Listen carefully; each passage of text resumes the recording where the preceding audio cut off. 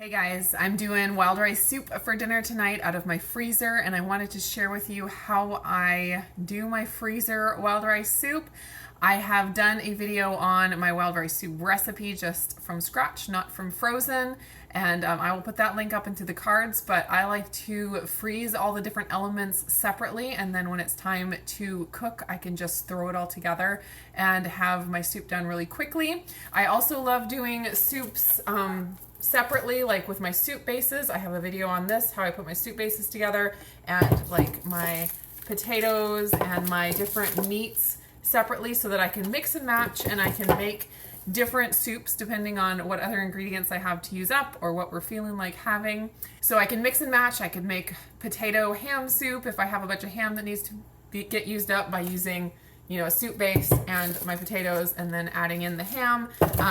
But today I'm going to be doing wild rice soup. So I'm going to throw that together for you guys and show you how it's done. So basically what I need for this soup is 4 main ingredients. First is the soup base, and I will link the video up in the cards for this, but it is 2 cups of broth, 2 cups of water, 1 cup each of onion, celery, and carrots, and then some spices, a teaspoon, I think it's a teaspoon each of garlic and onion powder, and then half a teaspoon of black pepper and 2 teaspoons of salt.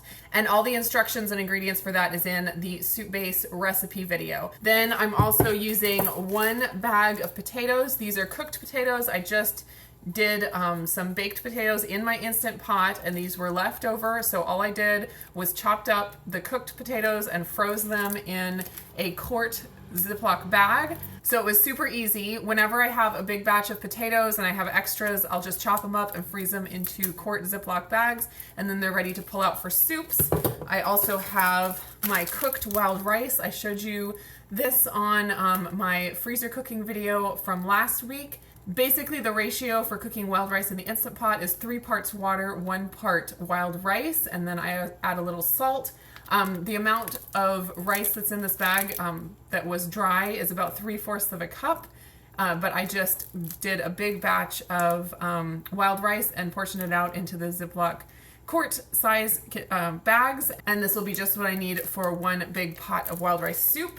Last thing is chicken. This is just a quart bag of chopped up chicken breast and chicken thigh meat. It's about 1.25 pounds, but you can use anywhere from 1 pound to 2 pounds, or even leave it out if you wanted to have a no meat soup.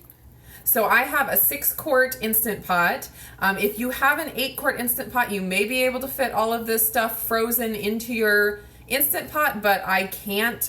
So what I am going to do is start on the saute mode with the soup base in the bottom and let that melt a little bit, and then I'll have room to add in my other bags of ingredients. And I'm going to go ahead and add whatever else will fit on top of here so that it can just start defrosting.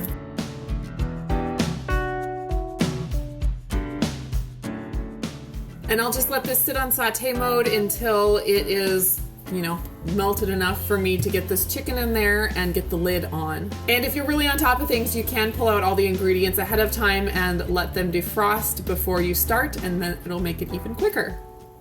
It's been going for about 15 minutes and things are sinking down in here. I'm going to try to get it broken up a little bit, see if I can fit this chicken in and get the pressure cooking started. There we go, everything fits, and I'm going to go ahead and put the lid on. And I'm going to turn off the saute mode that was on, and then I'm going to do manual for 18 minutes. And we'll let the Instant Pot do its thing. Of course, I'm going to make sure it's on sealing up here, and I will be back to show you the last couple of steps.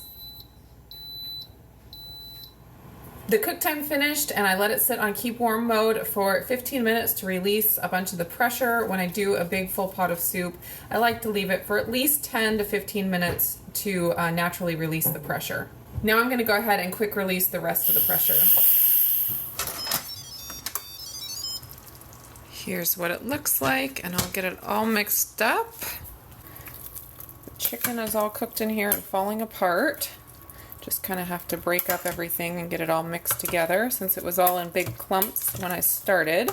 So now the last two ingredients that I have to add is the thickener. I'm using sweet potato flour, but you could use cornstarch or arrowroot powder or regular flour. And then I have 1 cup of coconut milk to make it creamy. So what I'm going to do is just add 2 tablespoons of the thickener into the coconut milk and get it all whisked up, and then put it into the soup. And this sweet potato flour thickens really, really fast. I will go ahead and turn on saute mode just so it can get warmed up again as it's thickening, because I'm putting in cold coconut milk.